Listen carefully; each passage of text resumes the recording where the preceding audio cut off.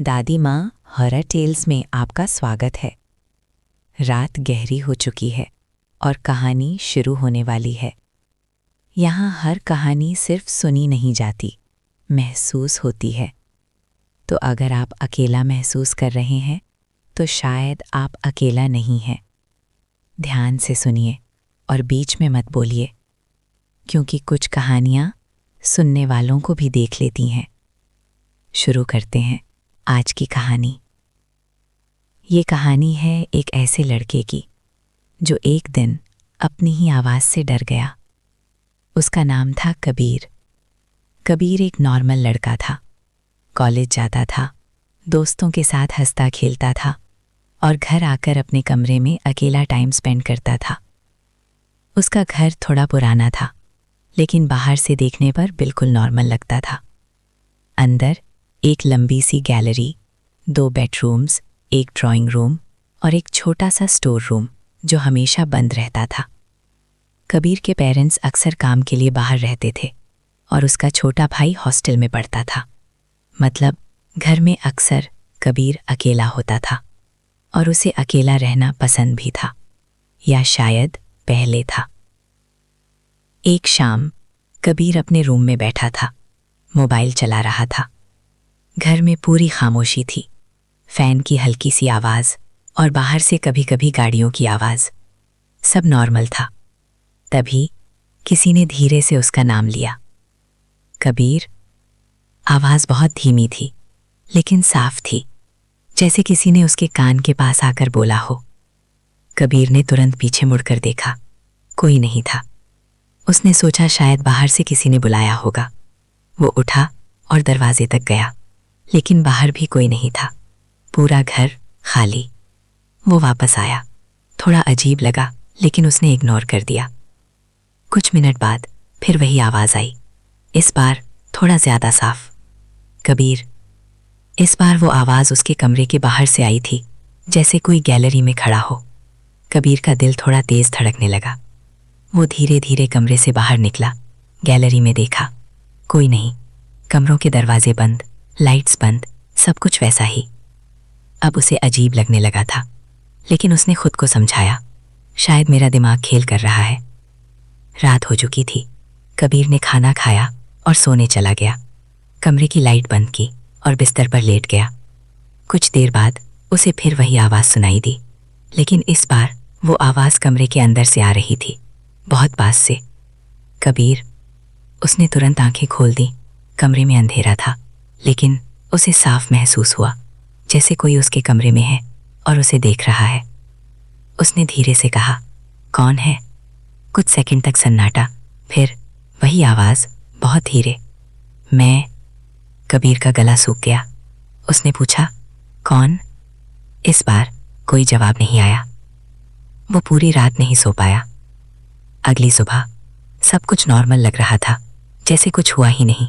लेकिन कबीर के दिमाग में वो आवाज़ घूम रही थी, वो आवाज़ जो उसकी ही तरह थी।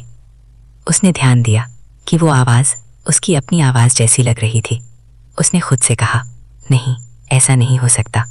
लेकिन अंदर कहीं उसे पता था कुछ गड़बड़ है। उस दिन वो कॉलेज गया, दोस्तों से मिला, हंसने की कोशिश की, लेकिन उसका ध्यान कहीं और था। हर आवाज़ उसे अजीब लग रही थी, हर साया सस्पिशियस लग रहा था। शाम को जब वो वापस घर आया तो घर पहले से ज़्यादा खामोश लगा, जैसे कोई उसका इंतज़ार कर रहा हो। जैसे ही वो अंदर आया, उसे फिर वही आवाज़ सुनाई दी, इस बार स्पष्ट और साफ, कबीर, तुम आ गए। उसके हाथ से बैग गिर गया, क्योंकि ये आवाज़ उसकी अपनी थी। कबीर अब पूरी तरह डर चुका था। उसने तुरंत घर का हर कमरा चेक किया, ड्राइंग रूम, किचन, बाथरूम, सब खाली। लेकिन जब वो वापस अपने कमरे में आया तो उसे लगा जैसे कोई अभी अभी वहाँ से गया हो। उसने अपने फ़ोन का कैमरा खोला और पूरे कमरे को रिकॉर्ड करने लगा। उसे लग रहा था अगर कुछ है तो कैमरा में दिखेगा। कुछ देर बाद उसने रिकॉर्डिंग देखी, सब नॉर्मल था, लेकिन आखिरी कुछ सेकंड्स में एक चीज़ अलग थी। वीडियो में कबीर कमरे में खड़ा था, लेकिन उसके पीछे एक हल्का सा शैडो था जो उसकी मूवमेंट्स को कॉपी नहीं कर रहा था। कबीर का दिल ज़ोर से धड़कने लगा। अब उसे समझ आ गया था, ये सिर्फ आवाज़ नहीं है, ये कुछ और है। उस रात उसने डिसाइड किया कि वो सच जानेगा।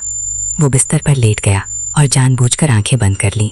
कुछ देर बाद वो आवाज़ फिर आई, इस बार बहुत पास। कबीर, उसने आंखें बंद रखते हुए कहा। तू कौन है? कुछ सेकंड की चुप्पी, फिर वो आवाज़ बोली, मैं तुम हूँ। कबीर का गला सूख गया। कबीर ने जैसे ही वो शब्द सुने, मैं तुम हूँ, उसके पूरे शरीर में एक ठंडक दौड़ गई। उसने धीरे धीरे आंखें खोलीं। कमरा वैसा ही था, अंधेरा, शांत, लेकिन अब वो पहले जैसा नहीं लग रहा था। अब उसे लग रहा था कि ये कमरा उसका नहीं है, या शायद वो खुद इस कमरे का नहीं है। उसने तुरंत लाइट जला दी। सब कुछ नॉर्मल दिख रहा था, लेकिन अब वो नॉर्मल पर भरोसा नहीं कर पा रहा था। उसने आईने की तरफ देखा, उसका रिफ्लेक्शन वही था, लेकिन कुछ सेकंड के लिए उसे ऐसा लगा जैसे रिफ्लेक्शन ने पलक झपकाई, जबकि उसने खुद नहीं झपकाई। कबीर पीछे हट गया, उसकी सांसें तेज हो रही थीं। अब डर सिर्फ बाहर नहीं था, डर उसके अंदर घुस चुका था। अगले दिन कबीर ने तय किया कि वो इस सब को इग्नोर नहीं करेगा, वो सच जानेगा। उसने अपने फ़ोन में वॉइस रिकॉर्डर चालू किया और पूरे घर में घूमना शुरू किया। ड्राइंग रूम, किचन, गैलरी, सब जगह खामोशी थी। लेकिन जैसे ही वो उस बंद पड़े स्टोर रूम के पास पहुंचा, उसे फिर वही एहसास हुआ, जैसे कोई उसके पीछे खड़ा हो। उसने मुड़कर देखा, कोई नहीं, लेकिन रिकॉर्डर में एक हल्की सी आवाज़ रिकॉर्ड हो गई थी। उसने प्लेबैक किया और जैसे ही सुना, उसका दिल रुक गया। उसमें उसकी ही आवाज़ थी, लेकिन वो कुछ अलग बोल रही थी। मत खोलो। कबीर ने तुरंत स्टोर रूम के दरवाजे की तरफ देखा। वो दरवाज़ा सालों से बंद था। उसकी माँ हमेशा कहती थी, वहाँ कुछ नहीं है, बस पुराना सामान है। लेकिन अब कबीर को लग रहा था वहाँ कुछ है। उसने धीरे से दरवाजे के पास कदम बढ़ाए, हाथ आगे बढ़ाया, और जैसे ही कुंडी को छूने वाला था, फिर वही आवाज़ आई, इस बार बहुत साफ, उसके ठीक पीछे से। कबीर, मत खोलो। कबीर तुरंत पीछे मुड़ा, कोई नहीं। लेकिन इस बार उसने जवाब दिया, धीरे से। क्यों?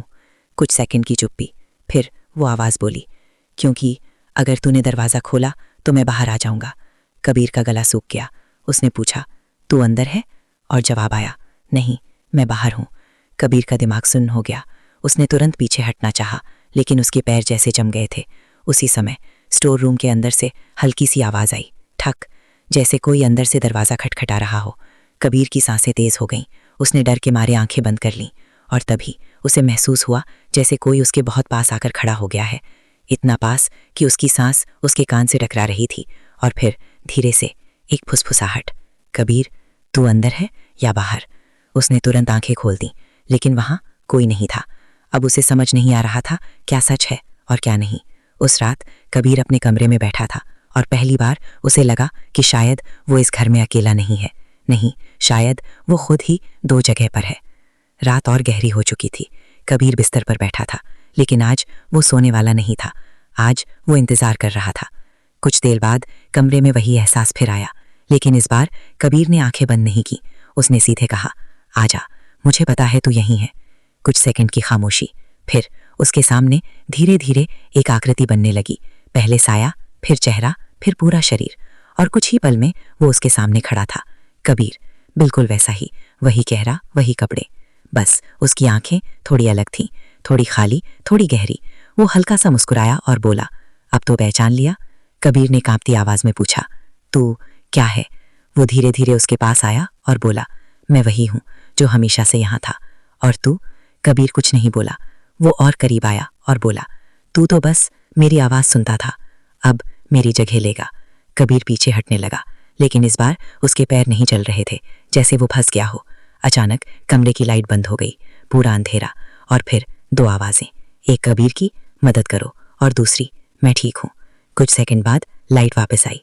कमरा फिर नॉर्मल था। कबीर बिस्तर पर बैठा था, शांत, बिल्कुल नॉर्मल। उसने आईने में खुद को देखा और हल्का सा मुस्कुराया, लेकिन उसकी आवाज़ अब थोड़ी अलग थी। और उस दिन के बाद उसने कभी शिकायत नहीं की, क्योंकि अब जो बाहर था वो कबीर था, और जो अंदर रह गया वो अब भी किसी को बुला रहा है। अगर कभी तुम्हें अपने घर में अपनी ही आवाज़ सुनाई दे तो उसका जवाब मत देना, क्योंकि तुम नहीं जानते कौन किसकी जगह लेना चाहता है।